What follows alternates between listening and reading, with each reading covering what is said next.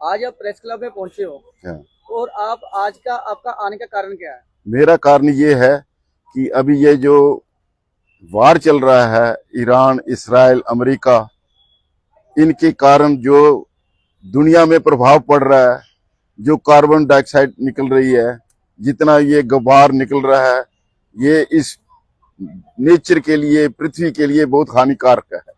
ये जितनी गैसेस बन रही हैं, ये गैसेस हानिकारक हैं सारी बर्बाद हुई है सारी। हाँ, अब इवन जो आज जो हो रहा है, इसके लिए मैं 2009 को लिख के दे चुका। मैं यूनियन ऑफ इंडिया और वर्ल्ड को इन्फॉर्म कर चुका। उसका मैं आपके पास ये देखो क्या है, खतरे में है खतरनाक लोग। ये मेरी पिटीशन है LPA-SW 177 2009, जिसमें मैं इनको बता चुका कि जितने भी खतरनाक लोग हैं वो इस धरती के लिए खतरनाक हैं और इस धरती पे बोझ हैं। और ये नेचर जो है, प्रकृति जो है, धरती जो है, ये अपना बोझ हल्का करती है। और ये जितना भी विनाश हो रहा है, ये खतरनाक लोगों की देन।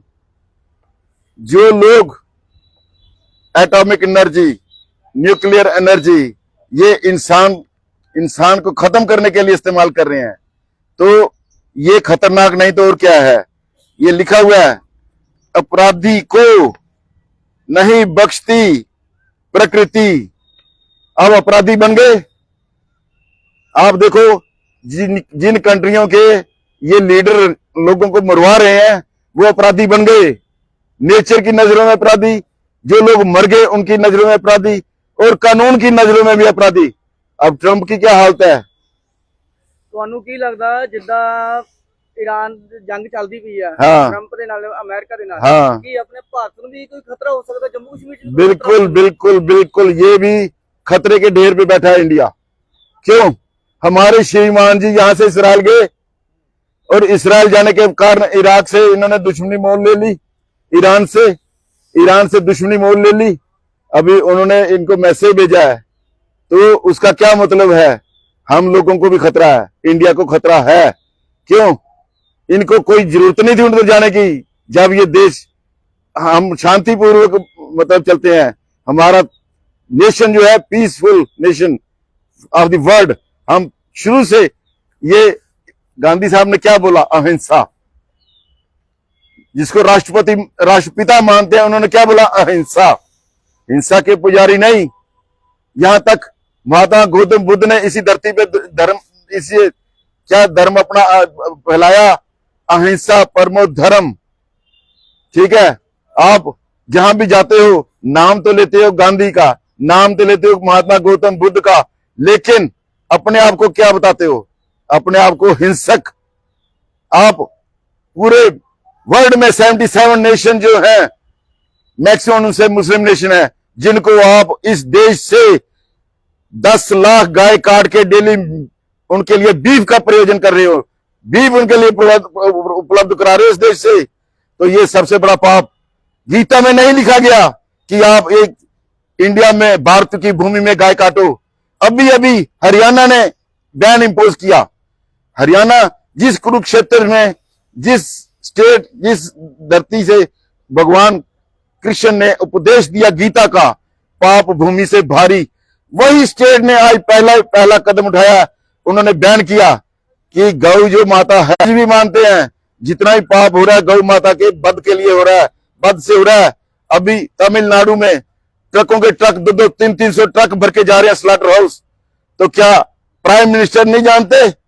प्राइम मिनिस्टर ने 250 करोड़ लिया स्लॉटर करने वालों से, तो बाहर जाके एक बहुत बड़ी महफिल लगाई हुई है, लोगों का जमघट इकट्ठा कर रखा है, जिसे जी न्यूज सुभाष चंद्र इकट्ठा करता है, जिसको 12,000 करोड़ इसी मोदी साहब ने वेव ऑफ किया।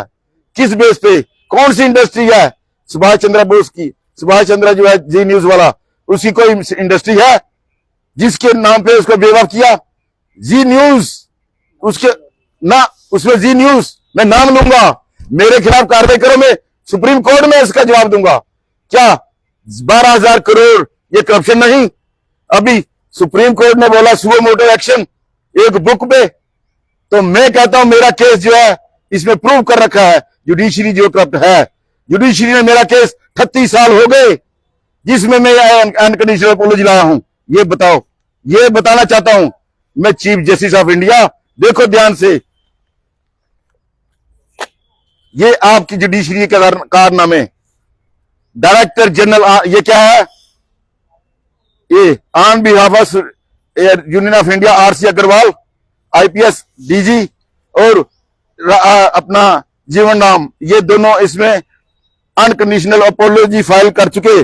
और ये अनकंडीशनल अपोलॉजी जो है ये एफिडेविट पे फाइल हो रखी है। एफिडेविट है 5/4/2003 का, और ये अनकंडीशनल अपोलॉजी है, तो जिसमें ये लिख रहे हैं कि ये the answering respondent tenders unconditional apology. ये रिस्पोंडेंट ये RC Agarwal director general through Indo Tibetan border police CGO complex. ये डायरेक्टर जनरल जब on behalf of union of India unconditional apology tender करके 2003, आज 2026 चल रहा है, आज तक ये केस पेंडिंग क्यों? जब यूनियन ऑफ इंडिया माफी मांग चुकी, आज तक 23 साल हो गए माफी मांगे, आज तक हाई कोर्ट एडजोर्नमेंट दे रही है इस केस में। और शर्मनाक बात यह है कि यूनियन ऑफ इंडिया के काउंसिल डीएसजीआई, एएसजीआई, स्टैंडिंग काउंसिल, ये आज तक फीस चार्ज कर रहे हैं यूनियन ऑफ इंडिया से। जिस यूनियन ऑफ इंडिया की director general on behalf of union of India unconditional apology tender कर चुके, तो ये सबसे बड़ा स्कैम नहीं और क्या है?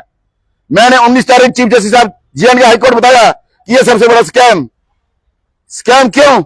कि जब यूनियन ऑफ इंडिया माफी मांग चुकी है एफिडेविट पे 5/4/2003, उसके बाद ये केस लिंगेराम कैसे कर रहे? यूनियन ऑफ इंडिया को कैसे सुन रही? स्टैंडिंग काउंसिल अपने बिहाफ पे एफिडेविट फाइल कर रहे और अपने बिहाफ पे बिल सबमिट कर रहे। यूनियन ऑफ इंडिया उनका बिल दे रही है हर हियरिंग पे 2000 से लेकर 10,000 रुपया एवरी हियरिंग चार्ज कर रहे। 23.5 साल हो गए, तो ये स्कैम नहीं तो और क्या है? आप बताओ। मैं चीफ जस्टिस ऑफ इंडिया से पूछना चाहता हूं, क्या जुडिशरी करप्ट है या नहीं है?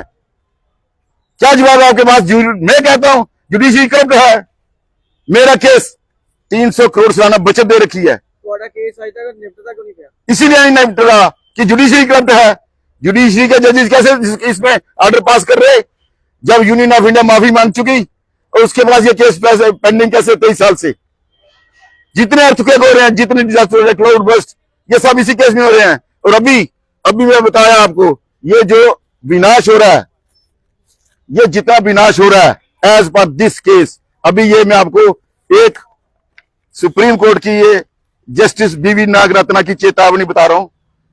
ये बोल रहे पूर्व फैसलों का सम्मान जरूरी, रेत पर लिखे फैसले या स्याही की स्थायी लकीरें नहीं। सुप्रीम कोर्ट के दरवाजे पर खड़ी एक खतरनाक प्रवृत्ति है। जज बदले, बेंच बदली और महीनों पुराना फैसला पलट गया। ये हो रहा है सुप्रीम कोर्ट में, ये खतरनाक प्रवृत्ति है। जस्टिस नागरत्ना की कड़ी चेतावनी, लोकतंत्र का विश्वास डगमगा रहा है। क्या भारत की सर्वोच्च अदालत एवं अब बेंच लॉटरी खेल रही है?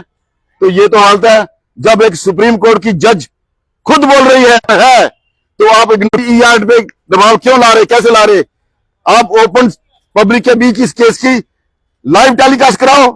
चीफ जस्टिस ऑफ इंडिया से मेरा अनुरोध है कि अगर आप ऑनेस्ट हैं, आपकी जुडिशरी ऑनेस्ट है, तो let this case be come before the nation. How this case repelling with earthquakes, how this case repelling cloud burst, how this case repelling floods all over India as well as world. जितना भी ये विनाश हो रहा है इसी case में हो रहा है। ये पृथ्वी मेरे को फुटबॉल के रूप में दर्शन दे चुकी, और मेरा एफिडेविट लगा हुआ है, मेरी हॉरोस्कोप लगी हुई है। चीफ जस्टिस ऑफ इंडिया, आंखें खोलो।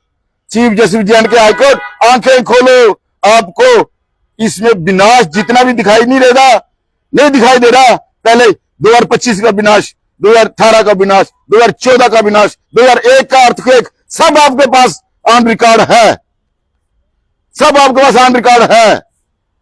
मैं कहता हूं जुडिशरी करप्ट, मेरे पे एक्शन लो चीफ जस्टिस ऑफ इंडिया। मैं कहता हूं judiciary corrupt as per these documents.